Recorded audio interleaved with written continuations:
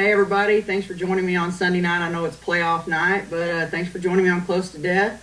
I'm Selena, and I'm with Fear Paranormal. I'm your host, and tonight we have a pretty cool guest on, Aaron Houdini, the only living Houdini, which I have to correct that now because your son is now another living Houdini, Mr. Amadeus. Aaron, are you with us? I am with you. Good deal, man. It's good to talk to you. I hadn't seen you since Phantom Fest. Yeah, down in Texas. It's been a couple months already. A lot of things changed since then. Yep. Yeah, I know. As y'all all possibly know, Aaron is a escape artist and a paranormal enthusiast, and I met him at Phantom Fest in San Antonio in October finally, and I missed your escape in front of the Alamo. So I went and watched a video of you today, and I'm like, holy crap, what is he doing to his shoulders? What is it that you do to get out straitjackets, man? Probably what you saw was me dislocating my shoulder, and I'm not double jointed, so I have to actually knock it out of place. I usually use a wall or a corner post or something. And then I just I beat it against the wall until I dislocate my shoulder. Oh, God. They didn't know what to think of that at the Alamo. I'm sure not. They're probably like, what is he doing? Because I don't know that I would have been okay with it. I'd been like, dude. They thought these people from Kentucky are crazy.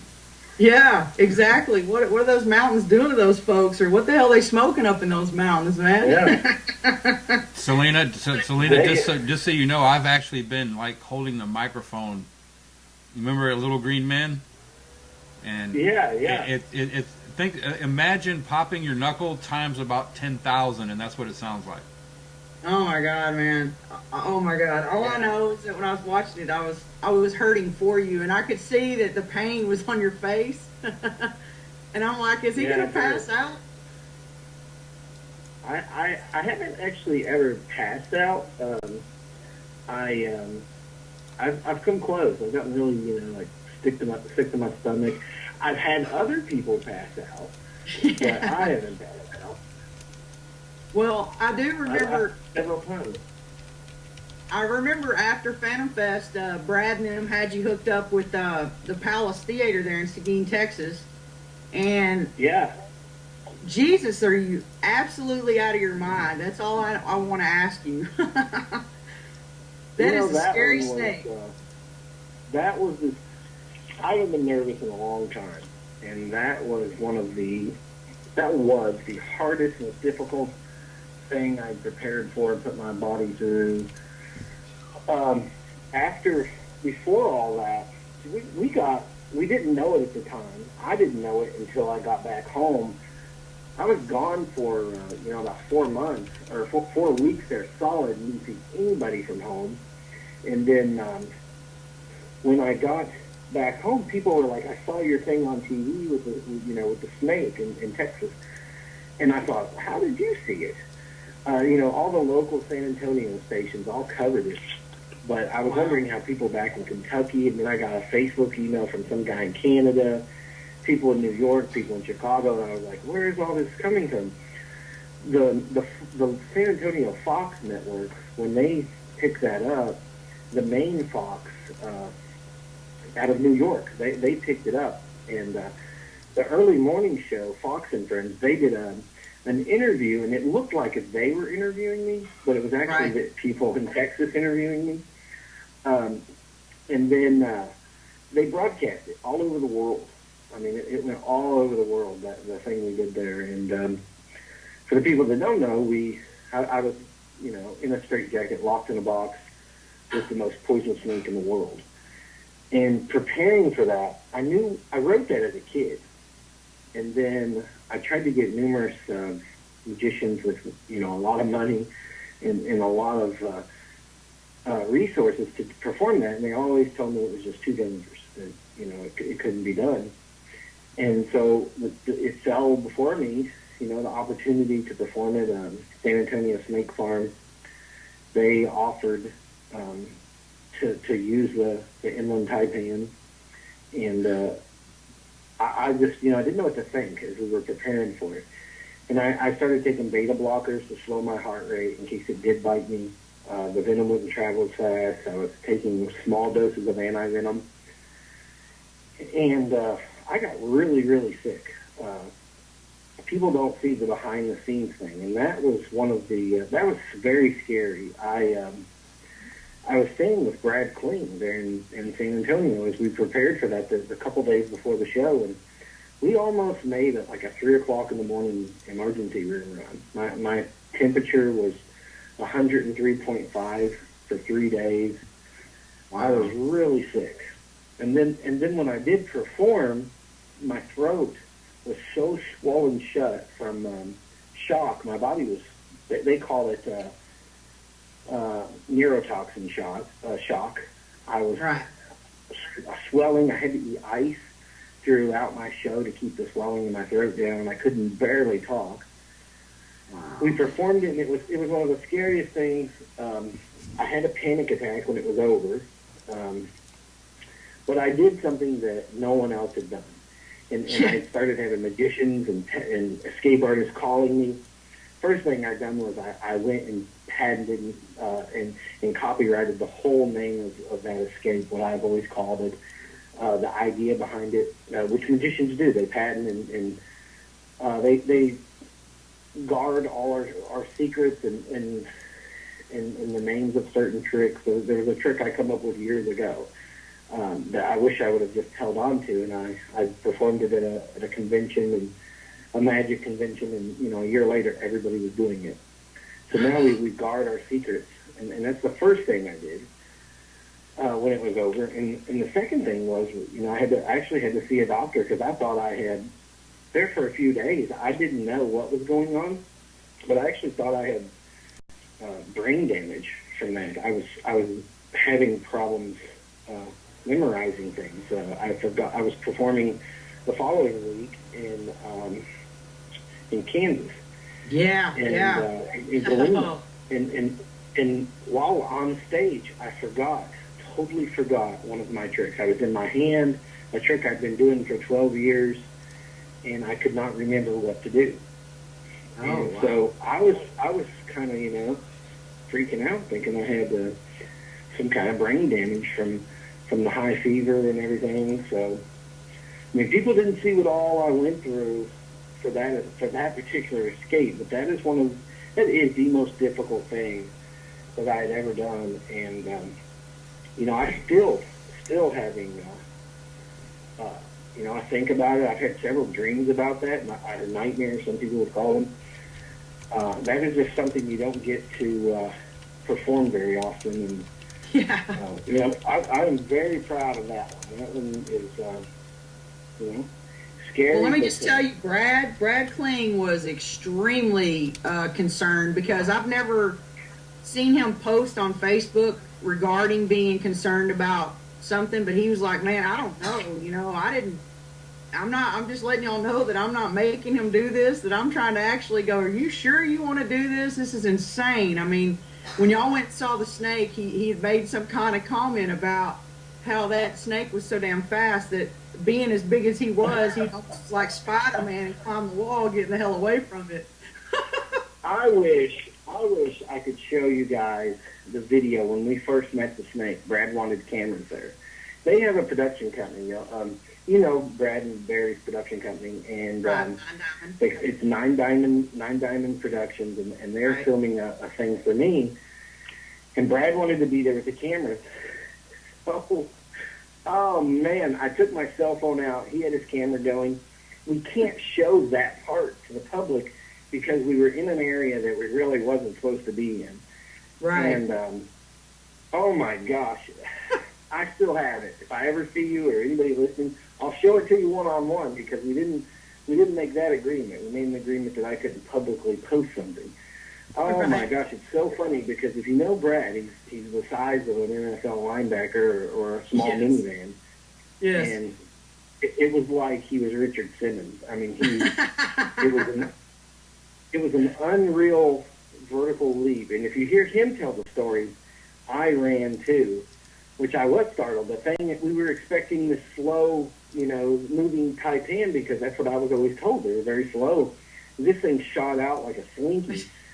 And, but I got tackled by Brad, and my camera's like flipping my phone, and you hear him it just beep. I mean, there's nothing he didn't say in 5 seconds. Oh, I'm sure. It was so funny, and then Brad realized, that we're using a real taipan. A lot of people close to me were like, "So where's the fake snake?" The guy building one of the people we wanted to build the box that I was going to be in. They backed out and wouldn't build the box because they were like, "Well, where do we put the trap door?" There was no trap door, so they refused to build it. So that's why Brad Barry did, right? Yeah, Barry built it in his garage the day before the show. I mean, we couldn't. The behind the scenes of that escape, all the things that we went through, and even the Queens, they were responsible for me being there. So the Queens and the theater owner, you'd have to meet him. He's a great guy. I think I have. Little guy. Is he kind of a little like older guy? Yeah. Yeah, I met him. He wasn't he's as old school as it gets, and the show must go on, so he wasn't going to pull out on me. He was going to let the show go, but Brad and Barry, they were, a couple days before the show, they, wanted to have a heart-to-heart with me, and look, you got to tell us how this goes. Our wives are getting mad, saying our wives are going to shut the show down. They're afraid you're going to get killed, and their family's going to sue us. I think my uncle had contacted Brad in an email and told Brad that, see, I got bit once before. I was in front of my hometown, but it was by a copperhead. Yeah. And I ended up in cardiac ICU, but the reason for that was because they give me liquid Benadryl, and I'm allergic to it. So that, on top of the snake bite, I was having some issues. But my uncle had contacted Brad and said, Aaron's going to tell you that it's safe and that he's done this and there's a secret and he's going to tell you everything possible, but I promise you he's doing what he's doing and you need to put a stop to it. So me and Brad, we kind of like, well, he's going to not allow the show to go on. They're pulling out. They're not going to let me perform. And I called the theater owner and was like, hey, I've got liability releases, insurance. I'm going to perform regardless. Are you going to let this go? And he's like, yeah, we're in, man. It's going to be great. So we're gonna pray you don't die, but yeah. In the word of the great Lloyd Christmas, don't you go dying on me. Yeah, no doubt. If I had it to do all over, I would do it again. But there's probably some things I would have changed. It wasn't the safest thing I ever done, but it definitely was the scariest, and it got my adrenaline pumping. Oh, I'm sure. I'm totally sure about that, because anytime I even hear a snake is close to me, my adrenaline pumps so bad I almost freeze in place. So I can't imagine being locked in a box with that snake that I saw, because they showed a little portion of it on the news and the snake guy at Snake World or whatever in San Antonio, and they kind of showed, he goes, I think the guy's crazy. Oh my gosh. I know. We could have made, I'm telling you, it's all the things. When you're messing with a gardener snake or even a stinking copperhead, it's one thing to mess with those snakes, but when you're messing with the most poisonous snake in the world, now there is a sea snake that's just a little bit more venomous, but the taipan is the most deadliest land snake in the world, and it releases such an amount of its toxin that nobody survives. You get bit by it, you die. They hand you a cell phone, say, hey, you got like 5 minutes, call your family. It's over. My God. And hope you ain't got shitty service, right? Yeah. So about Galena, doing all those things, like the beta blockers and the anti-venoms and all the preparation, I performed my whole show with an IV in my arm, and the audience could see it. And, they're just like, the audience show up, and they see all that, and they're like, wait a minute, did we just show up to, the Houdini guy when he killed himself? Is this real? Suicide, yeah. When the news guy, when they come in for the interview and they are filming the taipan, the guy behind the camera is just terrified of snakes. And the taipan jumps into the glass. And you see this on all the videos are still there. They get like so many hits. On that video alone, more hits than probably anything else I've ever done. And when it jumps at the guy in the camera, the snake handler, he jumps, and the hook that he's using to control the snake breaks the glass in the front of the cage of the snake. Oh. And the whole place is full of like people paying to get in there, like little kids and just, oh my gosh, I'm like backing people up, like little kids that's over there looking at the anaconda. I'm like, get out, run. I didn't know. I mean, if we would have filmed the whole thing, people would be like, wow. I mean, it could have been a TV show because of all the things that happened behind the scenes. It was just crazy. Wow. Oh, man. And a lot of funny things, too. But then, you know, you get done with all that, and you get done with all the beta blockers and doing that. And so Galena, when you go to Galena, that must not have seemed very much of a big deal. And what did you do in Galena? You hung from your feet over the bordello one night.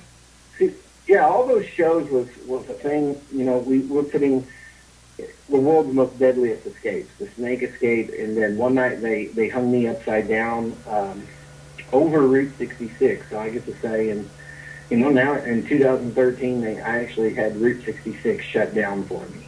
I mean, that was really cool. I hung upside down over that town there. You know, yes, that was just out of all the things I did last year, or really in my life. I don't think I met a town ever like going to Kansas.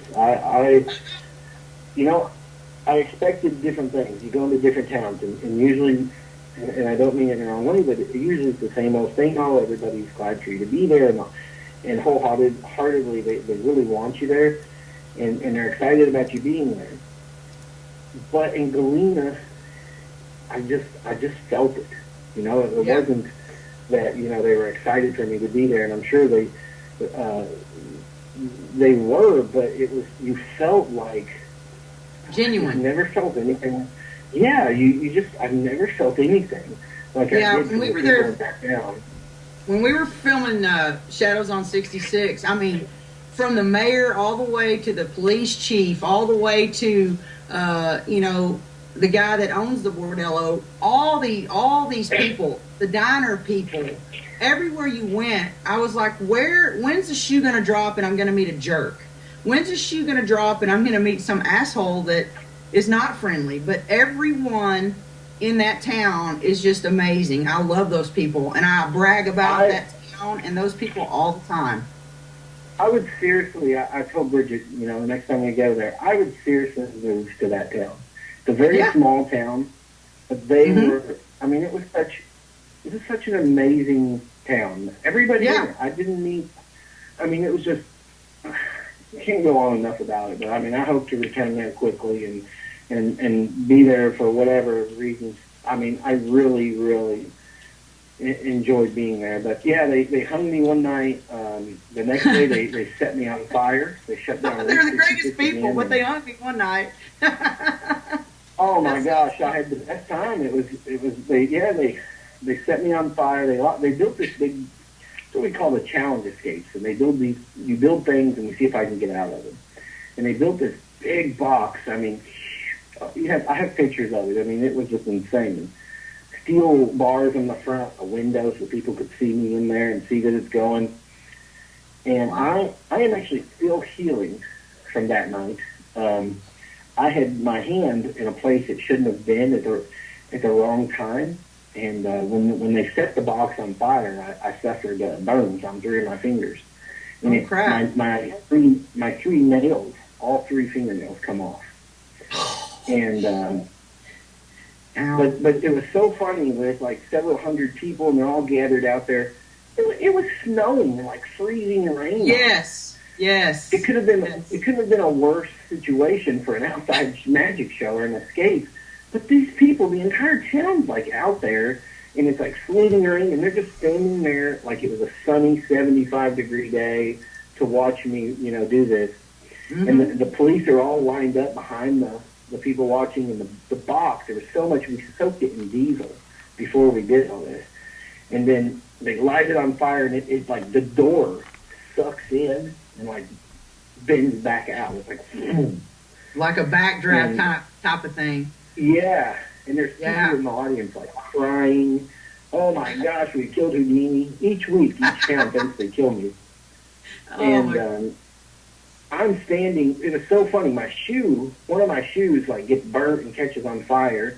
So I kick my shoes off and roll my pants leg up, and I'm walking, and I come up behind the police department as I'm hanging there in the air, and they actually put the fire department puts the fire out, and they cut open the box, and I'm gone. We have all this on film. This is out in the middle of the street. Right. And the town's just like, what in the hell happened here? What's going on? And I'm standing with the police department, barefoot in freezing rain, for like 5 minutes, and they don't even know it. and I got like a hat on and a hoodie over my head, so. And then I'm like, well, do you guys think he got out? And, well, I don't, they're all like freaking out. And then they realize that it's me with them, and the police just, one of the police officers was, wow, he could have won the award. I wish I had like a cam on me, some kind of camera that's for him. His reaction was just unreal. But I come out of the crowd. It was so awesome. It was just. But Galena, and then we had a show in the auditorium, and it was full. We really had. It was just a great gig. And Galena's always fun. We stopped by. We were going to stay and see you, but we thought it was possibly going to not happen because the wind and the rain was so crazy that night. I'm like, I don't know how the hell they're going to hang him over the bordello or over the street if it's like this. This is nuts. And I was actually wondering that too, because we had crazy amounts of wind. It was so cold. The fire exploded because we had so much wind, and it was good times. Yeah. You have what you're supposed to do when you perform in each one of these towns, and each town thinks they kill you, and you get to go to the next one. And the next town after that was this town up in Wisconsin, Northwood, Wisconsin, and it was 11 degrees there. And I hung upside down over their town, and my legs, if you ever see me do the upside down street jacket, I do it just like Houdini. So I just use rope around my legs, and that's it. No safety, no nothing. It's just rope tied to my bare ankles. So I had real bad rope burn from Galena, swinging in the wind and ice. And then I go to the Northwood, and I had never done it week after week. So when I'm hanging upside down in the Northwoods, my legs are like bleeding from the week prior. And you see me hanging in the video and like blood running up my legs because I'm upside down. And that town's like, oh my God, we killed Houdini. Look at him. And the rope has like ice on it, and it's snowing. I mean, it was 11 degrees, and I'm barefoot hanging. It was crazy. And my hands, like 3 of my fingers are like burnt, and it was just like, what is wrong with this guy? Yeah, he is like a glutton for punishment. We got a question in the chat room, and they're asking, what's your favorite? Is it sleight of hand type tricks, or is it your escapes? My escapes, yeah. Yeah. I would choose those because what I do is I pride myself on using real straight jackets, real handcuffs, real clubs. I was in Nashville at a convention called Full Moon Tattoo and Horror Film Convention. And the guy's about to drop me in a bunch of water, again, freezing. And he's putting handcuffs on me, and he's a cop, and he's like, these are real handcuffs. And I was like, yeah, I know. So people think, well, it's going to be a trick. When I say the word escape, I mean escape. And I'm very proud to use, a real straight jacket and all these things that other people don't use because that's kind of the magic for me. It's as real as it gets. I don't have any supernatural powers, all the magic tricks and sleight of hand. There's always tricks back there. Right. So I'm very proud when I get to perform my escapes, and especially when people find out, oh, wait a minute, this is real. Yeah, true. You're really gonna hang me. No, you're really putting me in a box with a snake. I love performing in the United States. I usually suffer in the winter time, like right now. This is my what I call my healing time. I'm off. I'm healing. I have surgeries, and they sew me back together and weld me and put pieces in places they probably shouldn't be. And so you're really the last 10 years of the winter time is time for surgeries and preparing for the following year. Staying warm and hibernated till it all gets well. I was looking, you said to look on the internet for, information about you. So I'm looking through the internet a while ago, and I found this article, and I thought I was going to die. This stupid lady, I cracked the hell up. Okay, you posted on Facebook, the headlines read, Aaron Houdini searches for strippers and cocaine in Vegas. And I went, oh my God. And I said, let me read this shit. So I started reading it. And when I'm reading it, I'm like, you dumb ass person. That is a quote from the movie Hangover. Seriously, come on. Yeah. And I'm like, just because he did put, from the movie Hangover, from Jake Galifianakis, or however you say his name, I died laughing. Yeah. She made this whole article of bashing you and saying that you were stupid for saying that. Yeah, that's actually a guy that wrote that. He's one of my trolls. Yeah, I figured that out. Stuff, I try to keep it real. When you do you focus on all this negative thing about people lying about ghosts or people faking things, and you get a lot of negative things around you. And that story there is one of the funniest stories. The guy what he's trying to do is just get people not to believe a word I say. Right. And in the process of that, just to discredit me so nobody believes anything I say. And in the process of that, I wrote one day, the whole line where Zach Galifianakis is on the roof in Vegas, and it's in quotation marks. It's still on my Facebook page if you go all the way back to the reading. Yeah. But instead of him just letting me have fun and Hangover was one of my favorite movies, he writes, Aaron Houdini loses his mind and is in Las Vegas looking for strippers and cocaine, and I know it's really funny. Sad and funny. Laugh the whole way through. the funniest parts of that. Oh my gosh, my hometown is a little bitty town, about the size of Galena. Now it's a little larger than Galena, but a little town. And I'm in Kmart, and this guy comes up, and he's like, oh, I read the funny... This is just like a month ago. We had Christmas shopping, and he's like, I read the funniest story on you online. And I was like, oh, yeah. And he goes, I was showing my girlfriend stuff, and we found that article. And he's telling me that it's an article about finding strippers in Las Vegas and stuff. And he's like, oh, my God, you don't even know this guy. He's so not the stripper type. No. And I'm like, well, thanks. That's funny. I don't know what that means, but thank you. And and then he's not the only one. Over the years, one of my dad's friends asked me about it over this past year. The guy that wrote that, but that's one of the funny ones. Oh my God! I was just like, "Are you freaking serious? It's even in quotation marks, dummy." I mean, and there's people under it. It's like when he wrote his article, people wrote, I think he's talking about the movie Hangover. And the guy responded, maybe not. Oh, God. And I was like, yeah, maybe not. I was actually in Las Vegas looking for strippers and cocaine. Yeah, and not that you weren't a cocaine type guy, but you're not a stripper type guy. I think I would rather him say, I don't see him as a cocaine type guy at all. Yeah, I'm the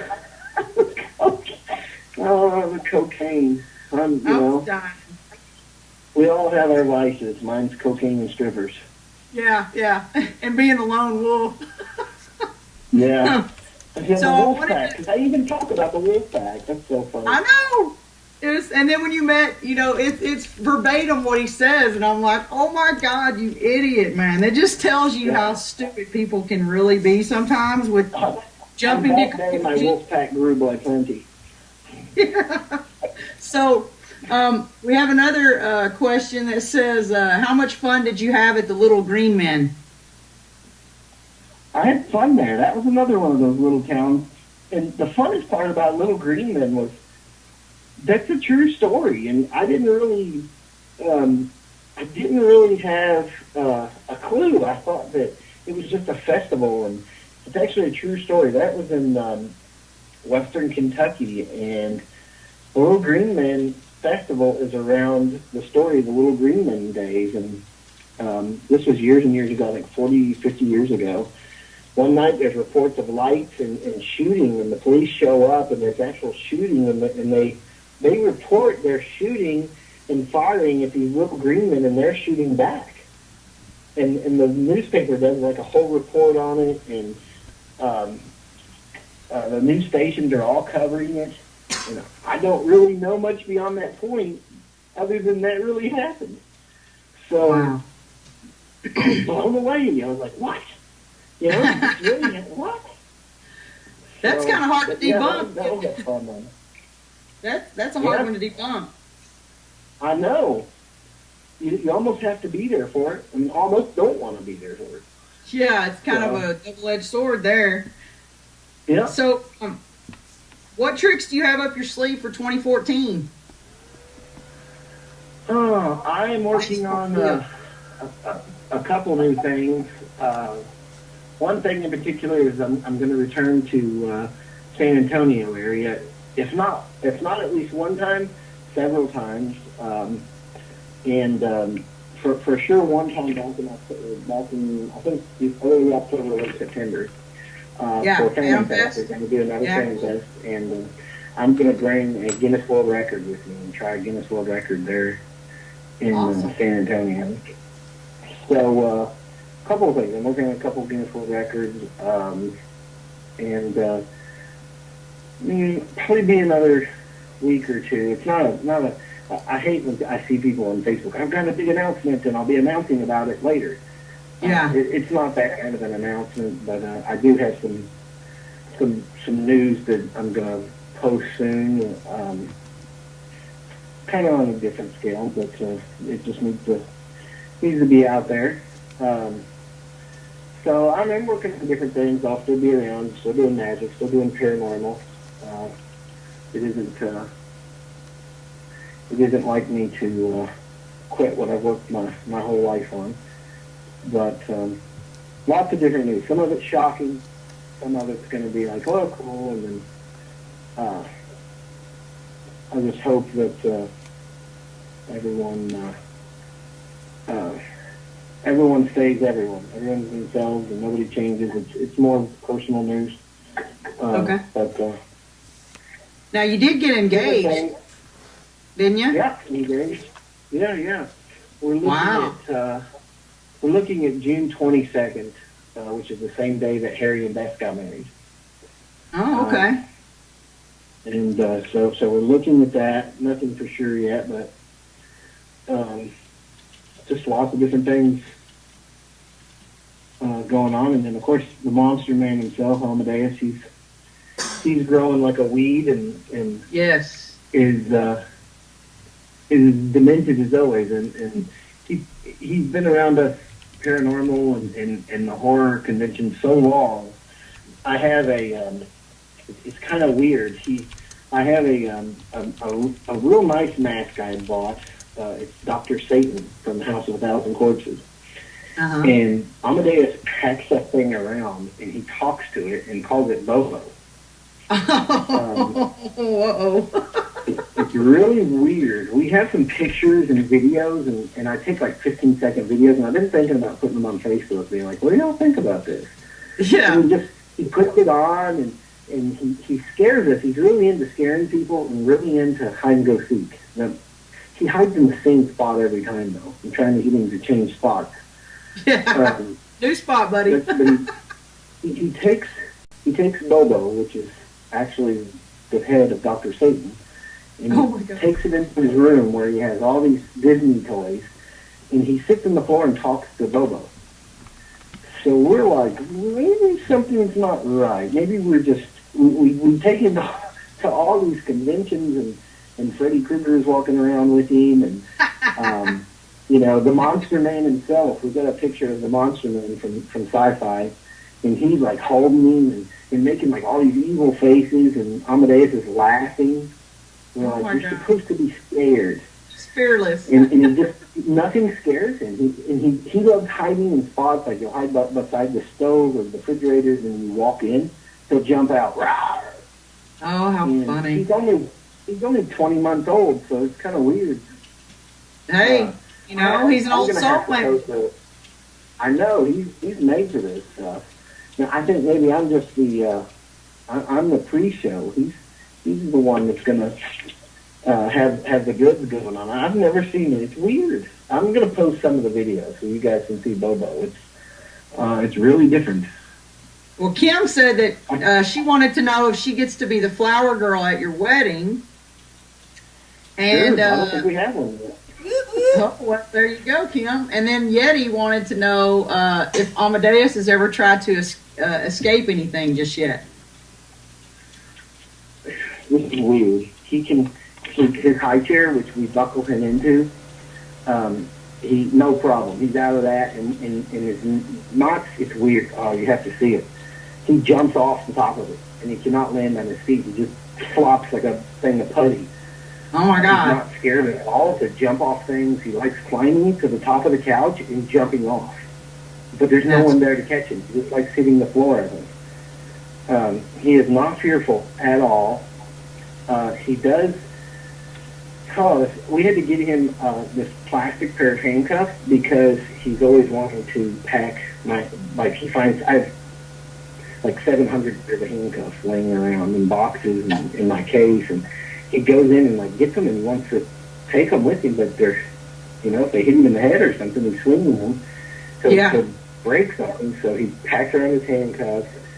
He likes putting things in my straitjacket so it's open, and then he gets inside it and hides them there. Wow. Because he fits all the way up in there. So yeah, he escapes out of things. This Walmart or a grocery store or something, like the shopping cart, no problem. Even if you buckle him in, there's no problem. He's out. It's So in he's his working blood, on dude. Yeah. It's in his blood. And then Well, I I- can get mad. I'm just like, well, oh well. No, you can't get mad at him. And of course- I've always And they're wanted to just like, know this is your because, fault. yeah, I wanted to know kind of when exactly your interest in the paranormal started, because I never have really read up on any of that. Like, when exactly did you get the fever to do all this? Oh man. Well, as a kid, I always, checked out the paranormal books and all the ghost books and all the things out of school. So I always had an interest in it that I can remember. Really, it was 1996. I took a group. We had this old house. It was notorious for being haunted where I lived. A murder had taken place just a couple years prior, it was like 94. And Right. so it come kind of the house of, the local scary house because somebody got murdered there. Right. And we would take people there and scare them. In high school, we would take girls there and just scare them so they, hold on to us. It was really just a scheme. And then one night we go there, and everybody in the group said that there's this big bright light and weird noise upstairs, except for me. I was the only one that didn't see it, but I was the only one also not there because I had snuck out on the roof and was going to come in another window and scare people. So I didn't hear anything, but all I heard was everybody start screaming and run out. So I kept going back to the place, trying to find out what it was or what it could have been or to see it myself. I never did. But that was the one moment, in 96 that I really remember thinking, well, maybe there's something else that I haven't seen, that I don't have answers for yet. That, and this is something Houdini was very passionate about. And I, like him, I've never seen anything I can't explain. I want to see something, I really do.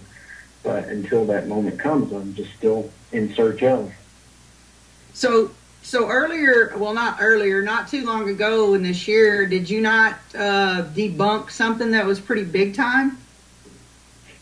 Yeah, the Paulding Light. Yeah, that one was another little small town. we're still doing a report. I'm working with several people on this. We thought we had a definitive closure, and something else happened that I'm questioning at the very end. So we're still working on a couple of things. That was about 2 months ago. We're about 2 months out of our last day there. Right. But the Paulding Light is the story was there's actually two or three of the stories. But there's a guy in the train tracks, and his son had gotten run over by the train, so he walks the train tracks warning people of the oncoming train. That's kind of the story. And then another one was there was a conductor or a railman, and he was drunk and fell on the train, and the train ran over him.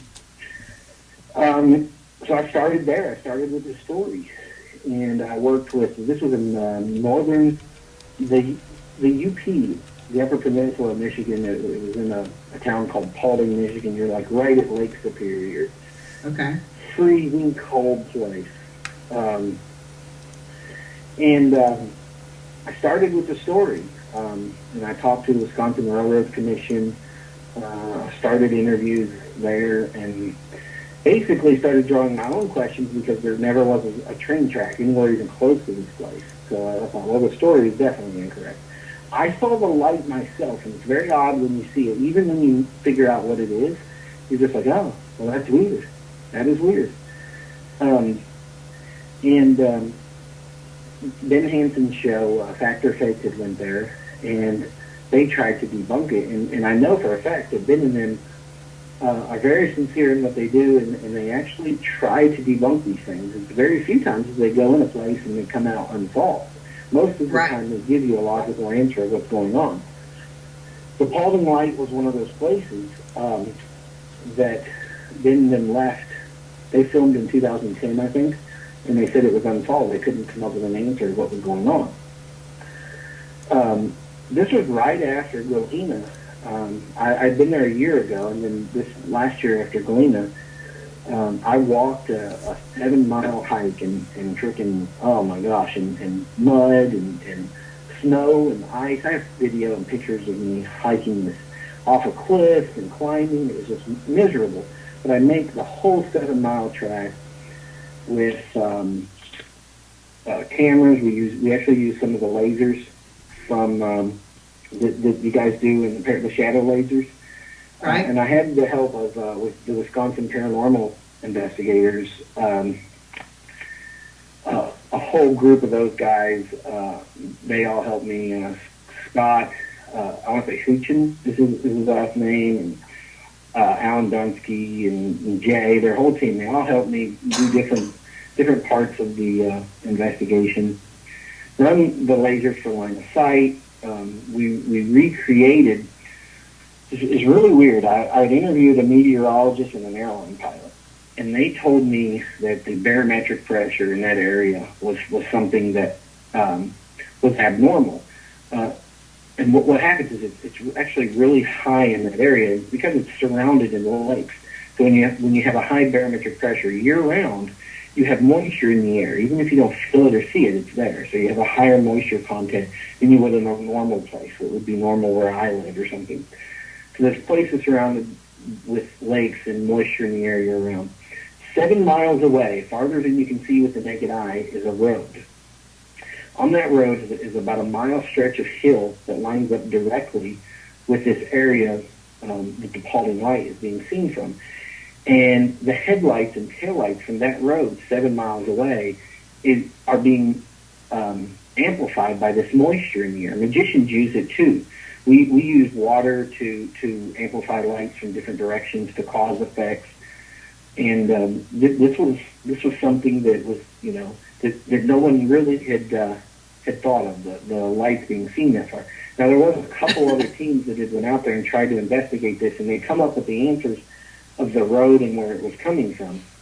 They did do that, but they didn't post coordinates in an exact spot of where the lights was coming from. And they had the right eye in theory, but they didn't give the exact location for the public to go out to that location, recreate the lights for themselves, and using a cell phone or a radio, some kind of contact, turn the lights on and off by command. which Right. Wisconsin Paranormal Investigators and I, we did. We turned the lights on and off by command and become the first people ever to do so.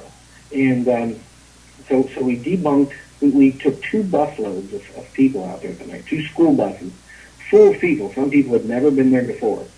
And they're all there, and they're all watching the polling light, and we watched them, and we listened to them and let them draw their conclusions. And at the very end, I and me and the Wisconsin Paranormal Investigators, we debunk it. We recreate the lights. And it was just, everybody was just like, oh my gosh, are you serious? I can't believe this. There was a few people that was like, I still don't believe you. But yet we turned them on and off. We did it. A lot of people thought, is this a magic trick? What's he doing? Is this a trick?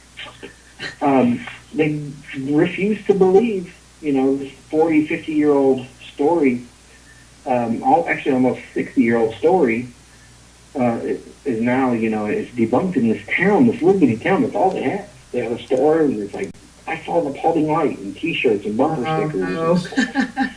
No. They have all these different, marketing things for the Paulding Light, and it was just headlights from a road, and because of the moisture in the air being amplified. And when Ben and them tried to debunk it, the place of the road that they thought it was coming from was picked for them. The local police put Ben and them on this section of road, and it lined up with the hill. The problem was when you turned the lights on in that section of road, you were 300 feet lower in elevation, which I discovered when I walked the whole trail. And so when they did turn on their lights and try to recreate it, you couldn't see it because you're 300 feet below this cliff, and nobody could see them down there. So it's blocked. So Ben and them, the local police actually chose their spot for them. So they were kind of forced into this scenario that was inaccurate. Gotcha. And it was actually another 4 miles up the road to where you could actually see the lights. But so it was an honest error or mistake. But, they didn't really even make the error. It was a spot chosen for them. Right. But yeah, That's set up. Once word got out, I was performing that week in some of the schools there, and people. I would finish my show and we'd do little questions, and everybody was like, I was expecting Houdini questions, and everybody was like, aren't you the guy that just debunked the Paulding Light? I was like, yeah. Nobody wanted to talk to me. I was kind of a town bully all of a sudden because I debunked something that they very much believed in. Well, I mean, that's what we're supposed to do as paranormal investigators. Yeah. We're supposed to try and debunk. Yeah, and that's the part of it that really kind of sucks. I didn't see this part of it coming a year or 2 years ago when I really started the hardcore debunking. I didn't see all the negative things that I knew there'd be people that would want to protect their story or the what's going on that causes the paranormal activity, but I knew there'd be the people that want to protect that, but I didn't expect it to. All the innocent people, which is way greater than I or them, all the innocent people of that town, they're like, Yeah. that gets hurt, or, that don't. You just don't see, the aftermath of this thing. And it is 2 different ways of looking at it, taking money off of something that, that really isn't true. Right. But at the same time, I mean, people are people, and they want to be entertained, and it is a source of entertainment, even though it is headlights. And I don't know how much harm that one. How harmful is it? I don't know. My heart's in different places on that one. It's rough. It's a mixed bag. That's probably some of my announcements that's coming this year is about things like that. We didn't see those kinds of things when I got into that, and it sucks that people that, if there's some jerk out there purposely faking things, and he's drawing these paranormal teams in, and he's got, people inside the walls, and they're creating all this, and, bust those people and put them out of business, but there are little things that you don't really see that are negative, and if you focus too much on the negative, that's another thing I learned in 2013. I've met so many, I talk about all the psychics that I've debunked and set up, and they fell for it, and they're not really psychic. But I haven't really talked about the people that I have set up and I haven't caught. There's so many people that I've been around and psychics that are my friends. And I'm like, well, I want to know. I want to know if they have these abilities. And if they do, where are they coming from? How do they do it? So many people I've set up that I haven't debunked, that I don't know what they do.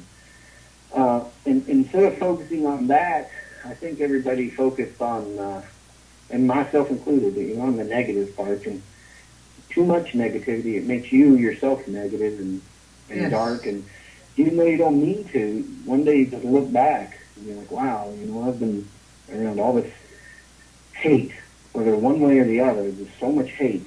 And there's only so much of that I think any human can endure. And, Exactly. so we're going to change things. We're going to change things up a bit. Yep. And That's and what my try to do it. 2014 is taking out the trash. All the negativity, all the negative people, all the people who are ugly to other people. I'm done. I don't want those around me. So 2014 is Yeah, going to be. I don't even. If you look back into 2011, 2010, 2012, even early 2013, on my Facebook, even all the tours and all the places, the thousands and thousands of towns I've been to and shows, we post on Facebook. We use social media a lot. We post all these things. I'm doing this. Come see us. We're doing this. We're posting pictures and videos. And really, Facebook, Twitter, all of them, if you go back and you look at my posts over the last few months, in 6 months, really, I just, to even turn on my Facebook, it's this paranormal group hates this paranormal group, or Yeah. people are writing me trying to get me to debunk somebody in, Somalia, and I'm like, what? I don't know. I can't go to Somalia. Yeah. Just crazy things, and people telling on this person, and they want, and there's so much negativity. That, Yep. If you'd have told me this a year ago, I'd be like, no, I'm pretty tough. I'll be able to take it. And you have to really see the angle that the things we go through, not just me, but, Bridget and even Amadeus. And we had people write us when Amadeus got really sick. Yep. We had people write us happy that Amadeus was sick and said it was my fault because I brought all this bad stuff down on us because, Oh my God. all those things, they just pile up. And there's just too much negative. Whether you agree with many people, or you agree with me, or you agree with the person that shot at aliens in Western Kentucky, whoever you agree with, there's just a different way of even if we want to call it peer review, or we want to call it interviewing, or questioning, or debating, it's just a different way of sitting down and disagreeing about something, or talking about something than the way it's done. So I just cannot get on my Facebook because everybody hates everybody, or somebody's, even if it's not paranormal or magic related, there's people on there that, hate their ex-husband and miserable. Or Yep. it's just negative, and there's only so much of that you can take, and you find yourself amongst all this black hole abyss of negativity. Right. And, I gotta be a part of something more positive. Whether I get anything done in my life, I'm gonna have to at least be happy in it. And Exactly. being around so much sadness is more than I want to be a part of. Well, no more of that, but 2014 is going to be really good, and I want to thank you so much for being on my show tonight, and congrats again on the engagement, and I will have everyone go to your, I know you're not going to be on Facebook, so when you get your website back up, let me know, and we will get there. Yeah, when I'm on Facebook, I see the stuff. I just don't post a lot because, I answer the emails. I do post here and there, but I just don't, I'm not on there daily like we used to be. Right. Not until I get all the negativity away. Exactly. Well, I want you to have a good week. People to get a hold of me. I want you to have a Yes, and good thank you all for having me. Thanks a lot, man, and I appreciate it. And I'll talk to you soon. Thank you all. Be good. Thanks, Aaron. Have a good one.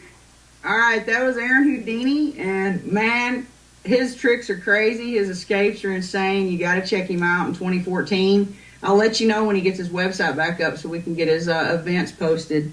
If you want to find Fear Paranormal, we have a website. It's fearparanormal.wix.com fear/1, and that'll get you to our new and improved website. We also have a Facebook page. You can go and like it, Fear Paranormal Society. You can like the show page, Close to Death. We want to thank the sponsors real quick: Syntex Roof Systems, Flanagan's Party Barn, Barry Harger with Ace, the Saba products. Get your skinny on with Barry. Able Towing. And I want to also let you know, if you need any ghost hunting equipment, there is a Ghost Hunter store page on the website. You can click on that and go shopping. I'm actually a rep for Ghost Hunter store. If you have any questions, just inbox me. And next week's guest is the infamous Johnny Hauser, Fear the Beard, from the Villisca Axe Murder House. So you got to tune in next week. It's going to be a good one. And I appreciate you joining. Well, I do remember several times. I remember after Phantom Fest, Brad and them had you hooked up with the Palace Theater there in Seguin, Texas. And Yeah. Jesus, are you absolutely out of your mind? That's all I want to ask you. That is a scary snake. That was the. I haven't been nervous in a long time, and that was the hardest, most difficult thing I prepared for, put my body through. Before all that, we didn't know it at the time. I didn't know it until I got back home. I was gone for about 4 months or 4 weeks there, solid, didn't see anybody from home.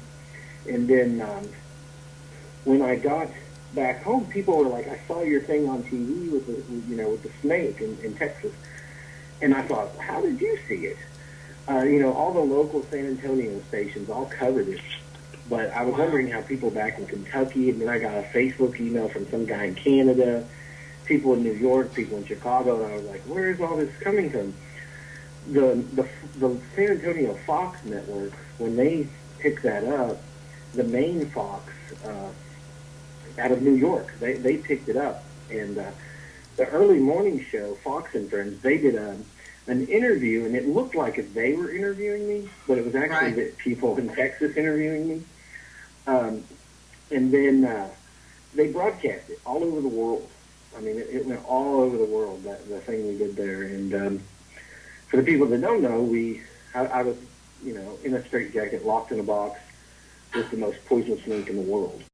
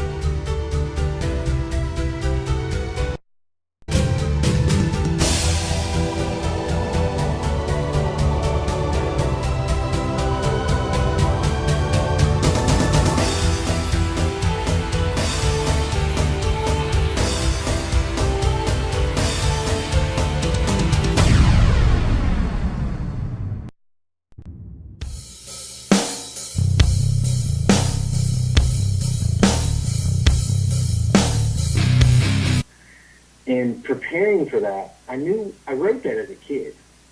And then I tried to get numerous magicians with, a lot of money and a lot of resources to perform that. And they always told me it was just too dangerous, that, it couldn't be done. And so it fell before me, the opportunity to perform at San Antonio Snake Farm. They offered to use the inland taipan, and I just, I didn't know what to think as we were preparing for it. And I started taking beta blockers to slow my heart rate in case it did bite me. The venom wouldn't travel as fast. I was taking small doses of anti-venom. And I got really, really sick. People don't see the behind-the-scenes thing, and that was one of the that was very scary. I was staying with Brad Kling there in San Antonio as we prepared for that the couple days before the show, and we almost made it like a 3:00 in the morning emergency room run. My temperature was 103.5 for 3 days. I was really sick, and then when I did perform, my throat was so swollen shut from shock. My body was, they call it neurotoxin shock. I was swelling. I had to eat ice throughout my show to keep the swelling in my throat down, and I couldn't barely talk. Wow. We performed it, and it was one of the scariest things. I had a panic attack when it was over, but I did something that no one else had done. And I started having magicians and escape artists calling me. Escape artist and a paranormal enthusiast. And I met him at Phantom Fest in San Antonio in October finally. And I missed your escape in front of the Alamo. So I went and watched the video of you today. And I'm like, holy crap, what is he doing to his shoulders? What is it that you do to get out straight jackets, man? Probably what you saw was me dislocating my shoulder, and I'm not double jointed, so I have to actually knock it out of place. I usually use a wall or a corner post or something, and then I just I beat it against the wall until I dislocate my shoulder. Oh God! They didn't know what to think of that at the Alamo. I'm sure not. They're probably like, what is he doing? Because I don't know that I would have been okay with it. I'd been like, dude. They thought these people from Kentucky are crazy. Yeah, exactly. What are those mountains doing to those folks? Or what the hell are they smoking up in those mountains, man? Yeah. Selena, just so you know, I've actually been like holding the microphone. You remember Little Green Men? And yeah. Imagine popping your knuckle times about 10,000, and that's what it sounds like. Oh my God, man! Oh my God! All I know is that when I was watching it, I was hurting for you, and I could see that the pain was on your face. And I'm like, is he gonna pass out? I haven't actually ever passed out. I've come close. I've gotten really sick to my stomach. I've had other people pass out, but I have.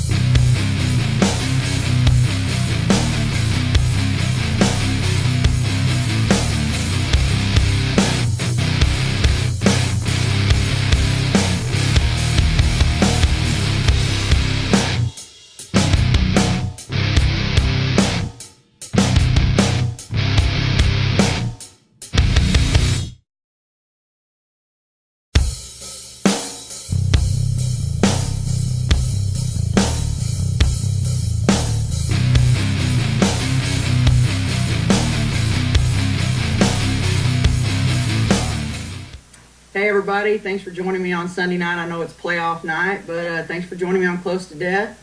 I'm Selena, and I'm with Fear Paranormal. I'm your host, and tonight we have a pretty cool guest on, Aaron Houdini, the only living Houdini, which I have to correct that now because your son is now another living Houdini, Mr. Amadeus. Aaron, are you with us?